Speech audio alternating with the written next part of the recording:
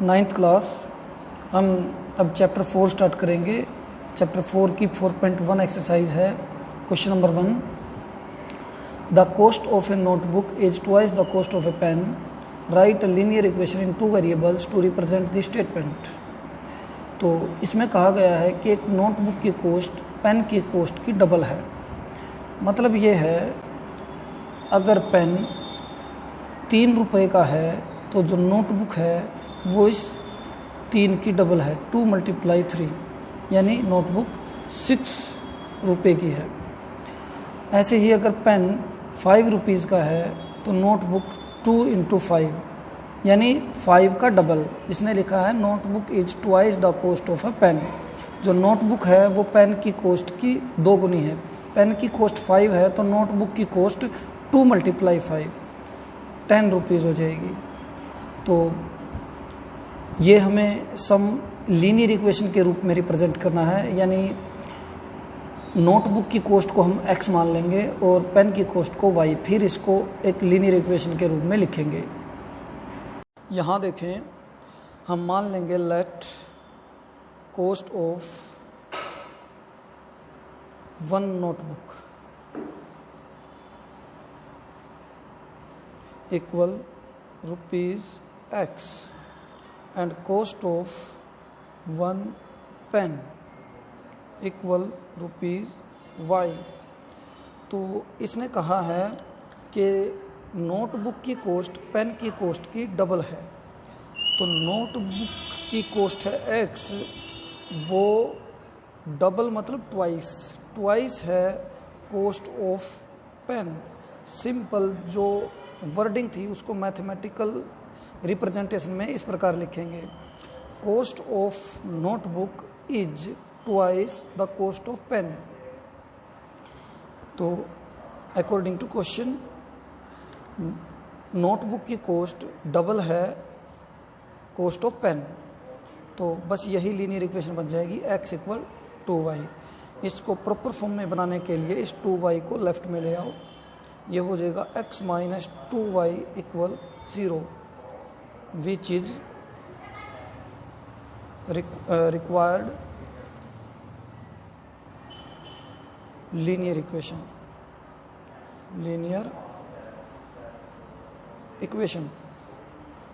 तो यही है आपका फर्स्ट सम एक्सरसाइज 4.1 का। अब इसका सेकंड क्वेश्चन देखें, express the following linear equations in the form ax + by + c = 0। यहाँ पे देखें, ये एक फॉर्म दी हुई है लीनियर इक्वेशन की, ax + by + c = 0 and indicate the values of a, b and c in each case. इसने कहा जितनी भी नीचे लीनियर इक्वेशन लिखी गई हैं उन सभी को हमें इस फॉर्म में लिखना है, ax + by + c = 0, यानी इक्वेशन के लेफ्ट में सारी वैल्यूज़ होंगी, x वाली टर्म भी, y वाली टर्म भी और कांस्टेंट टर्म भी, और राइट साइड में सिर्फ 0 होगी। और फिर हमें इस प्रकार से लिखने के बाद इन इक्वेशंस में a, b और c की क्या क्या वैल्यू हैं, यानी x का कोफिशिएंट क्या है, y का कोफिशिएंट क्या है और कांस्टेंट टर्म क्या है, ये हमें बताना है। तो देखिए यहाँ पे हमें इस इक्वेशन में, इस लीनियर इक्वेशन में इक्वल के राइट में 0 होना चाहिए और लेफ्ट में सारी के सारे टर्म्स होने चाहिए। तो इस इक्वल के राइट में जो भी टर्म्स होंगी उनको लेफ्ट में लेके जाना है।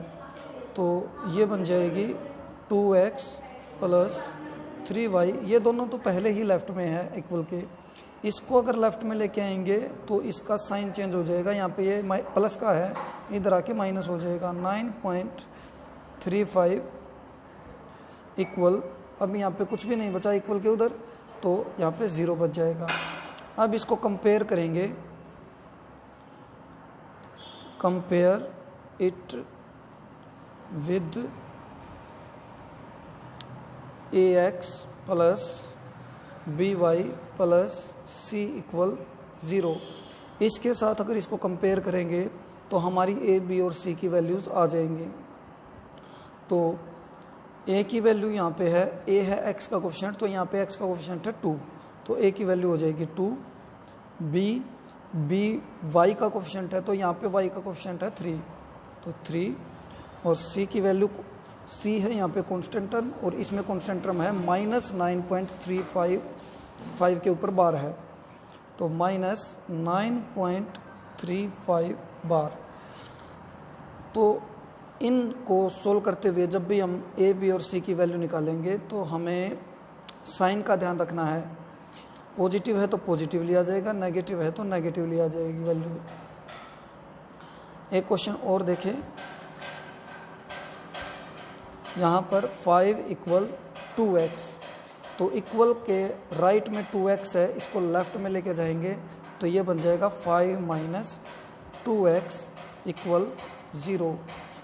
तो जब भी हमें ax + by + c = 0 बनाना है, ये देखें, तो सबसे पहले x की टर्म है, फिर y की टर्म और फिर कांस्टेंट टर्म। तो इसी हिसाब से हमें इसको बनाना है। सबसे पहले x वाली टर्म लिखेंगे -2x, इसमें y वाली टर्म है ही नहीं, तो y वाली टर्म को लिखने के लिए हम लिखेंगे +0y, और फिर लिखेंगे कांस्टेंट टर्म +5 = 0। तो ये हमारी लीनियर इक्वेशन हो गई 2 वेरिएबल्स में। हम यहाँ पे लिख सकते हैं कंपेयर